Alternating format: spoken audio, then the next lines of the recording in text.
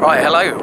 Got another car for you today. The car today is you're not probably going to be able to see much of it there, a Mitsubishi Shogun. This one's got a little bit of a secret in it. I don't know if you might get it from the name or the stickers on the side. It is the Browning Edition.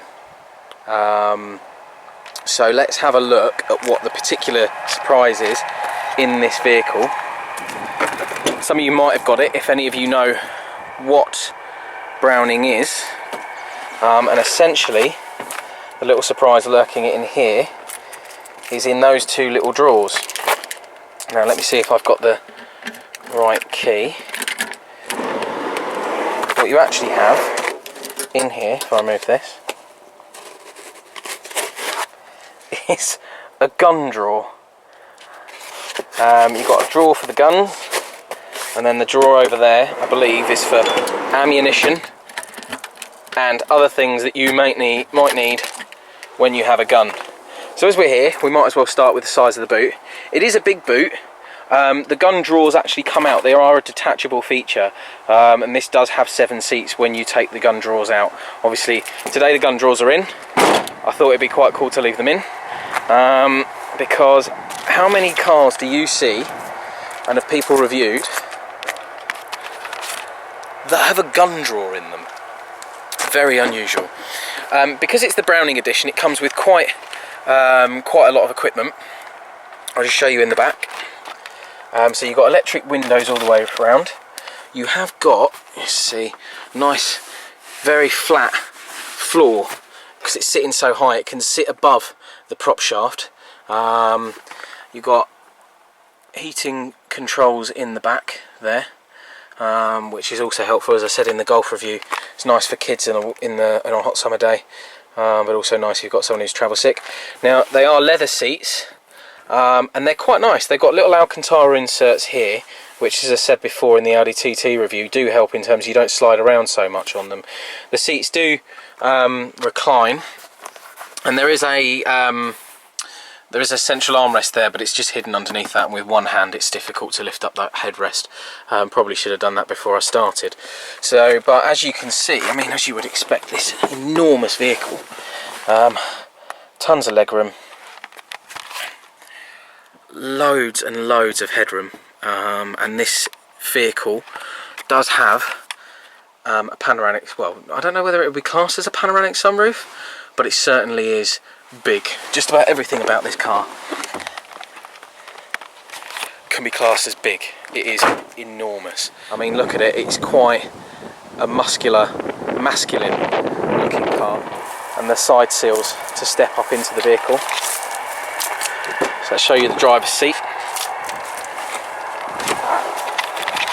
As I said, you've got electric windows all throughout. You've got controls on the steering wheel. You've got these for the stereo, telephone, cruise control. You have got an automatic gearbox with long range gearbox as well. So this really is set up to be functional. It's function over form, I think. And you've got heated front seats. As I say, being the Browning Edition, this is quite a well spec'd out vehicle.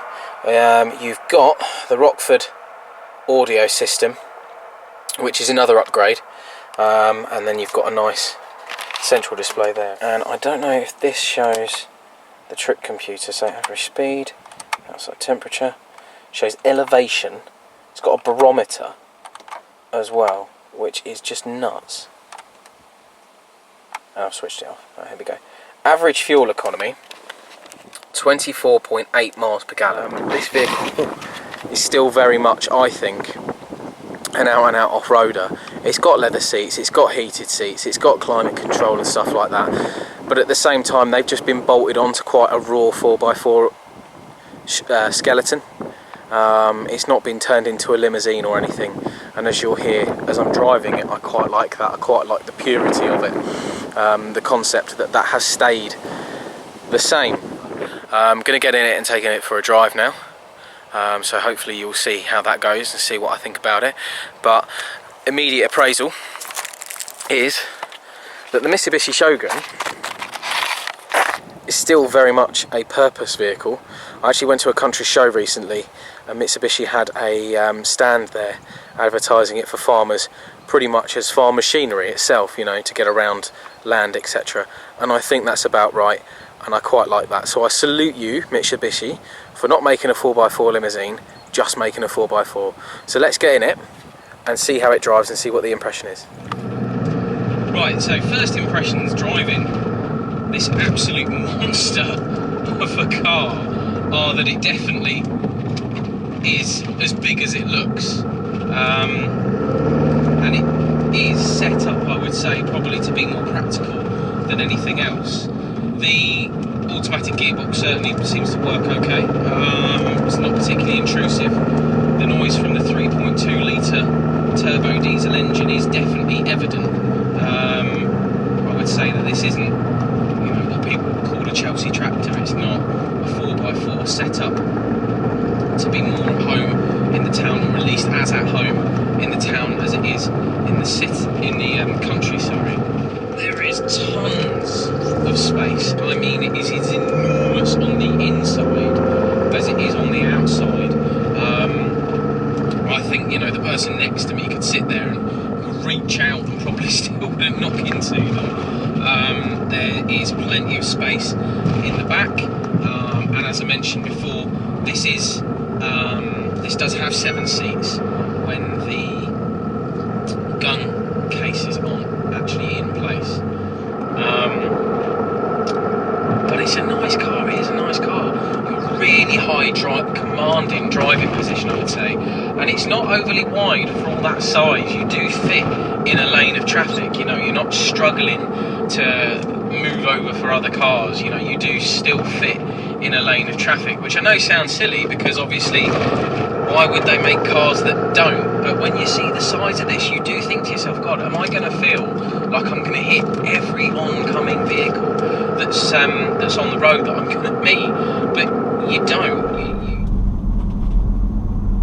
It is quite nice actually to be on the road for once and be the person in the big car.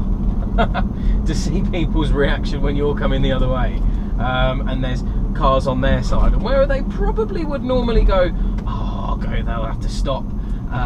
See, I went to change gear there. It's been a while since I've driven an automatic, and they probably think, oh, he'll stop. He won't want to scratch his nice cars. Today, this afternoon, do you know what? They're stopping. And I do know that is part of the appeal of such a big vehicle. Part of the appeal is being the biggest thing on the road, having that commanding driving position. He's letting me pass. Is he going to leave enough room? That's brilliant, thank you. So you can fit a massive tractor-like vehicle and this down a single lane. There we go. Now you can put your foot down, and because it is a 3.2 litre engine, it will shift. But having said that, you know, it is loud. I'm actually impressed actually. That handled a little bit better than I thought it would under acceleration and that speed through those twisty bits. It did handle better than I thought it would.